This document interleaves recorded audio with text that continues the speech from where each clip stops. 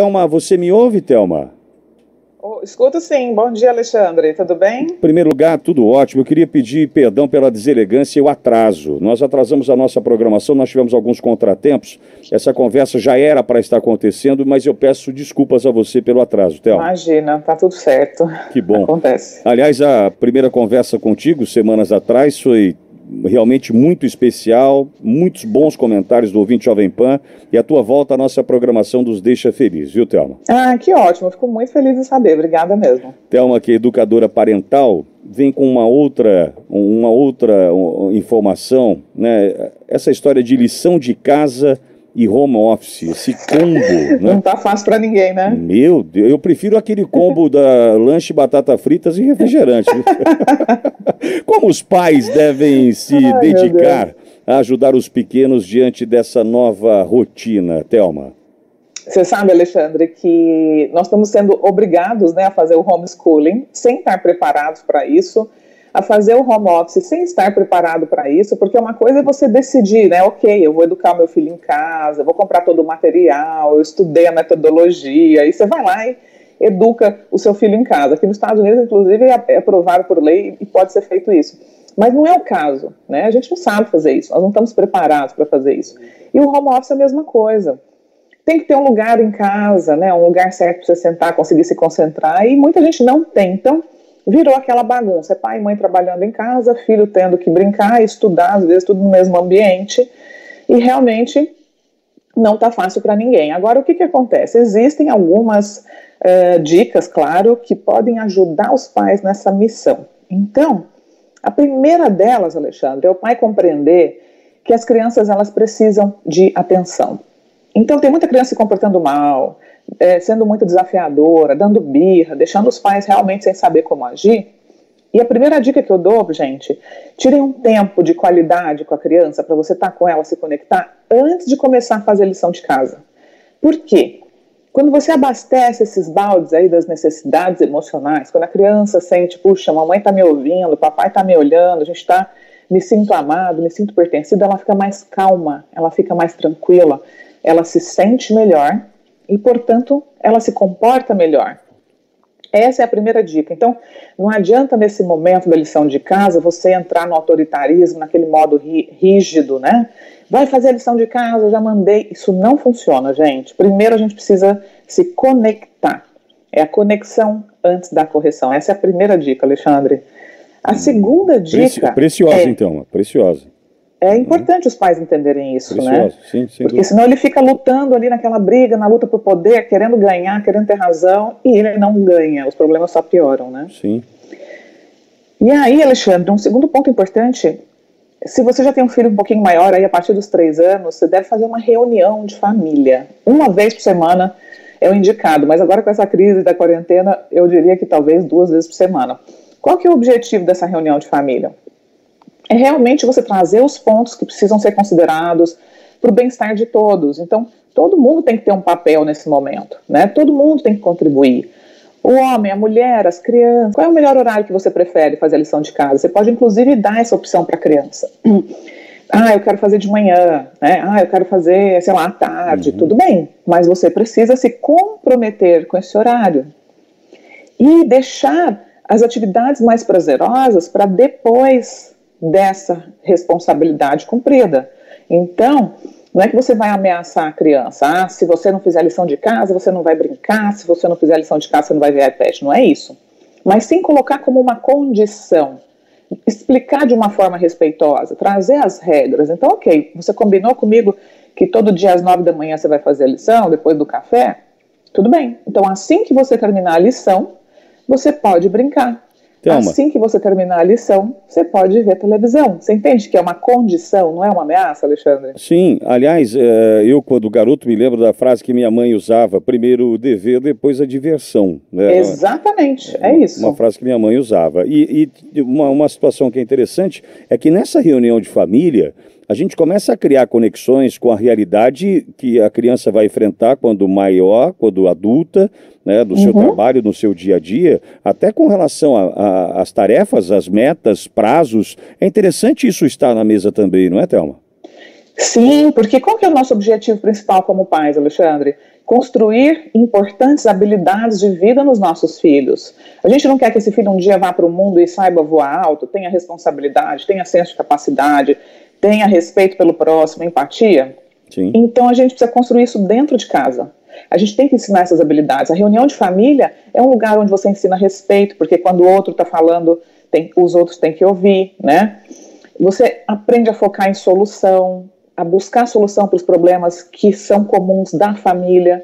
Você aprende a desenvolver empatia, porque de repente o que não é um problema para um filho é um problema para o outro, ele aprende a ouvir o ponto de vista do outro. Então, assim, são muitas habilidades que são desenvolvidas quando os pais começam a usar essa forma de se relacionar, além da conexão, né, que é o que você falou aí, que é super importante. Então, aliás, uma contribuição. Ontem nós estávamos numa reunião, e isso tem acontecido online e de uma maneira corriqueira, já aprendemos a lidar com isso, né, em tempos de Covid, e um amigo fez um relato bastante importante, que o tempo está sendo muito melhor utilizado para essas reuniões. Reuniões que era aquela primeira conversa, né, e aí como é que você está, como é a família, aquela coisa toda, está encurtada, reunião profissional, está encurtada. Sim, mais objetivas, né? Mais objetivas e com um detalhe fundamental, Thelma, o que você acabou de dizer, um respeitando a vez do outro falar, né? Então, nesses aplicativos, seja o Zoom, Hangout, o Teams, esses aplicativos que surgiram agora e estão fazendo parte do nosso dia a dia, muitos deles a pessoa tem que esperar o outro terminar de falar. Isso é um exercício, hein, para muitos, Thelma, mas tem mostrado que é importante, sim. Nossa, muito, Alexandre, você tocou num ponto que é inclusive cultural. O brasileiro, no geral, falam todos ao mesmo tempo.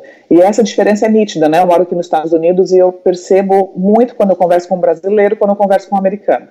O brasileiro, ele não espera o outro concluir uma fala. Todo mundo quer falar, mas ninguém quer ouvir. Engraçado isso, né? Sim. E esse é um ponto importante que você falou, porque tem a ver com respeito. Peraí, deixa eu ouvir o que o outro está falando. Deixa eu realmente me conectar com a fala dele. Porque às vezes a gente está tão ansioso para falar que você não escuta o que o outro disse, você só está pensando na sua vez de falar. E o mesmo acontece na relação com os nossos filhos. Quando os nossos filhos começam a falar, muitas vezes você já vem com um julgamento, você já vem com uma crítica, você já quer se impor, e você não escuta o que o seu filho está pensando, o que ele está decidindo, o que ele sente. Então, essa pausa para escutar o outro, gente, é fundamental. E também para a gente começar a se escutar.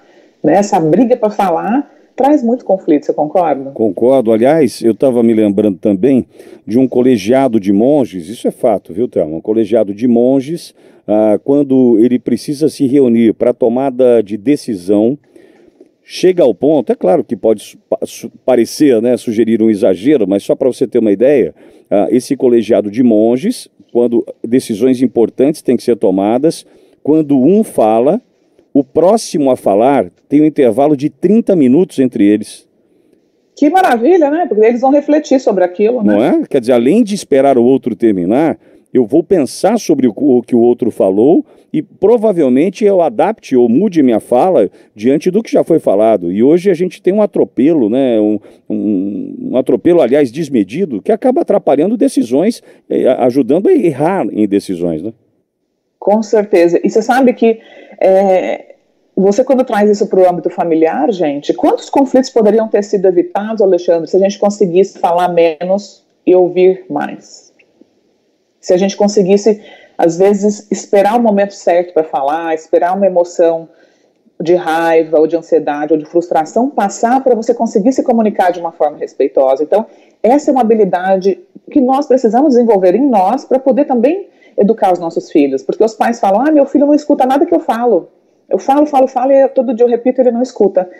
Mas e você? Você escuta o que seu filho fala? Então, você vê que nós somos exemplos, né? Sim. A gente precisa se questionar. Sim. Uma outra dica que eu vou dar aí sobre a lição de casa, Alexandre, importante, é arrumar um lugarzinho todo dia fixo para a criança sentar, sem distrações, né? Por exemplo, televisão, iPad, celular, isso tudo tem que estar longe da criança. Senão ela não consegue focar, ela fica de olho na TV, ela fica de olho no celular. E isso também tem que ser combinado. Os pais também têm que comunicar isso de antemão, né? Que o uso da tecnologia ela é depois que você terminar a lição. E tem ainda aquele desafio daquela criança que senta para fazer a lição, e aí ela levanta para pegar um copo d'água, ela levanta para pegar a borracha, ela levanta para pegar uma canetinha. E aí eu vou dar uma dica legal para a criança que faz isso. Os pais devem ter uma caixa com todo o material da criança na mesa ou no lugar onde ele vai fazer a lição. Com tudo que ele precisa. Porque assim ele vai entender que ele não precisa ficar levantando, né? Ele não vai ter aquele ponto de distração. Então, combinar isso também. Você só vai levantar quando terminar, todos os seus materiais estão aqui.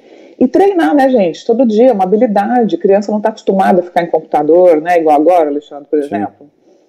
Tem crianças de 4, 5 anos tendo que ficar sentada para fazer lição.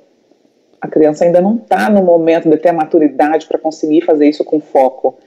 Então, temos que nos dedicar aí para construir também essa habilidade no momento, que não é fácil. E a construção da paciência dos pais também, né? Porque tem que ter essa compreensão desse momento, né, Thelma? Sim, eu falo que nós todos vamos sair dessa crise bem melhor do que entramos, viu? É uma oportunidade da gente se olhar. Claro, tem gente que não está conseguindo, que está surtando, mas não vale a pena. Não vai adiantar, né? A gente ficar perdendo a razão, sendo agressivo, a gente só vai se arrepender e não vai ter para onde correr. Então é melhor a gente aprender a lidar com o que a gente sente, desenvolver sim o respeito, a empatia, a paciência, e é uma grande oportunidade da gente treinar essas habilidades agora. Eu acho que quando a vida voltar ao normal, a gente vai ver que os nossos desafios de antes vão ficar bem pequenininhos, né, perto de tudo que a gente está vivendo agora. Sim. Aliás, Thelma, outro dia, logo depois da sua participação, chegou um WhatsApp de uma ouvinte dizendo que te acompanha, te segue nas redes, que são sempre dicas valiosas. Sabe o que eu sinto? Que bacana. Não, mas eu posso contribuir nessa opinião da ouvinte, eu posso agregar, somar, dizer o seguinte, são dicas absolutamente práticas, Thelma, mas a gente precisa ter disposição para colocá-las em prática, não é? Você dá uma orientação, não é nada utópico. Você acha que vai dar certo? Dá certo. Mas o pai é que precisa tomar a decisão, escolher fazer dar certo, não é? Perfeito sua colocação. Eu falo que nós precisamos nos dedicar a aprender a fazer diferente. Por que a gente tem que aprender a fazer diferente?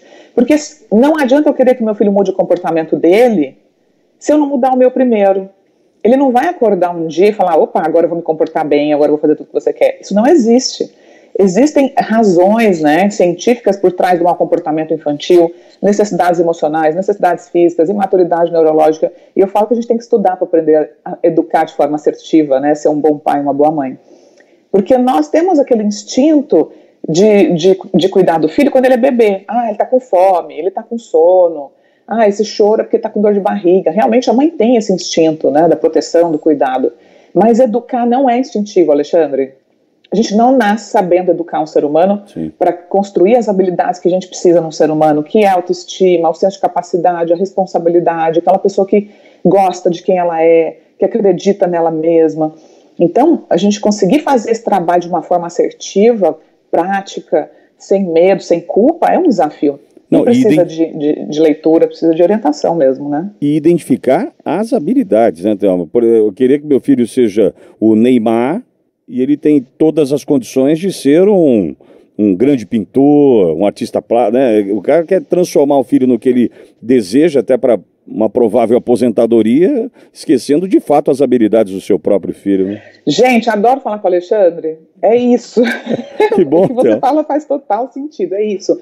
Muitos pais querem transferir para os filhos aquela frustração dele. Então ele não foi um grande jogador de futebol, por exemplo, mas ele quer que o filho seja.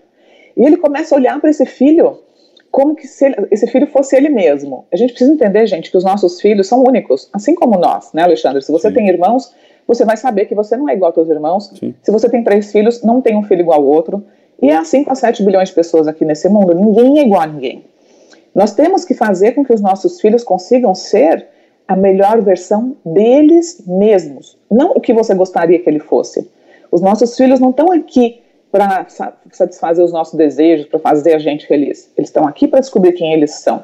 E eles precisam de nós, né? Então, tem ponto fraco? Lógico, todo mundo tem. Vamos trabalhar esses pontos fracos na criança, em vez de julgar, de criticar, de humilhar, né? De rotular. E os pontos fortes é a mesma coisa. Vamos desenvolver eles, então. Essa habilidade, esse dom que a criança tem, de repente, que gosta de um instrumento, que quer tocar um piano, a menina que gosta que vai bem no balé, o outro que quer ser um engenheiro. E de repente ele vai sim frustrar as nossas expectativas. Mas quem é que tem que ser feliz? É ele que tem que aprender a ser feliz com quem ele é, né? e não meu filho aprender a satisfazer as minhas vontades como eu acho que tem que ser. Eu gosto de um exemplo, Thelma, do boletim. Quando chega o boletim em casa, 10 disciplinas, aí tem 8 notas boas, azuis, e 2 notas vermelhas. E equivocadamente o pai ou a mãe se pega naquelas 2 vermelhas, quer dizer, o garoto ou a garota foi 80% bom, 20% ruim, e é castigado por 20% ruim. Eu fico muito preocupado quando o pai e a mãe não pegam essa criança e falam assim, nessas 2 disciplinas, o que nós podemos fazer para melhorar você? Porque às vezes ele pode ter uma vocação para humanas e não para exatas, para biologia e não para humanas, enfim. Tá bom, nessas 2 disciplinas, o que a gente pode fazer? E por um outro lado, poxa, esse garoto só tira 10 em matemática. Eu posso ter um grande matemático, um físico, um engenheiro na minha casa, como eu posso fazer para que ele aprimore, amplie sua habilidade? Então a gente faz uma leitura errada do boletim. A gente pega no vermelho e esquecendo que 80% é azul, não é, Thelma? Mas principalmente, o seu filho, ele não é as notas dele. Ele é muito mais do que essas notas. Você focar em construir a autoestima dessa criança é muito mais importante do que ter um boletim nota 10.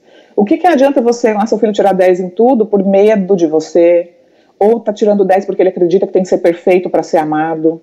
Porque esse tipo de crença a criança começa a desenvolver. Se eu não tirar 10, o meu pai vai me castigar. Se eu não tirar 10, a minha mãe não vai me amar. O nosso amor tem que ser incondicional, independente do que a criança faça, né? E outra coisa importante, é o encorajamento que falta.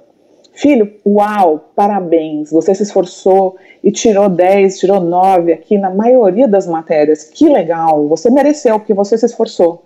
E essas 2 aqui que estão vermelho, por que isso ficou assim? O que você acha que você pode fazer para melhorar essas notas também? E aí é focar em solução, é conversar de uma maneira respeitosa, mas lembrar sempre de valorizar o esforço da criança. Não de elogiar as características inatas, porque o elogio é diferente do encorajamento, sabe, Alexandre? Muitos pais acham que falar para o filho, ai, como você é inteligente, como você é lindo, tá encorajando. Não tem nada a ver. O que alimenta a autoestima não é elogio, é encorajamento. O que é encorajamento? É o foco na ação, no esforço, no que a criança fez. E é o que ela acha dela, não é o que eu acho dela.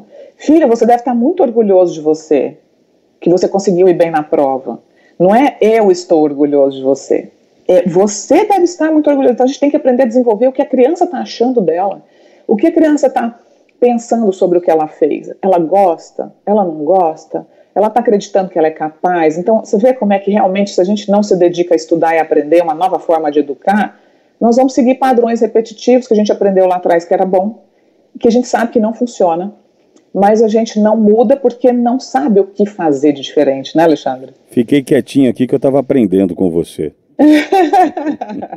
Que delícia te ouvir. Ô, Thelma, obrigado, viu, por conversar conosco. Onde que as pessoas podem te encontrar nas redes, Thelma?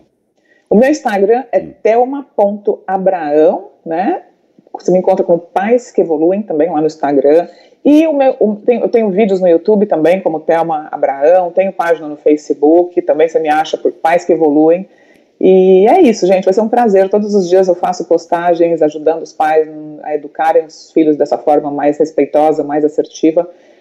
O que todo mundo quer, na verdade, é deixar filhos melhores nesse mundo, né? Mas a gente precisa de ajuda para conseguir, porque não é fácil, a missão é realmente um desafio. A educadora parental Thelma Abraão conversou conosco. Thelma, muito obrigado mais uma vez. Bom final de semana para você. Obrigada a você. Para você também.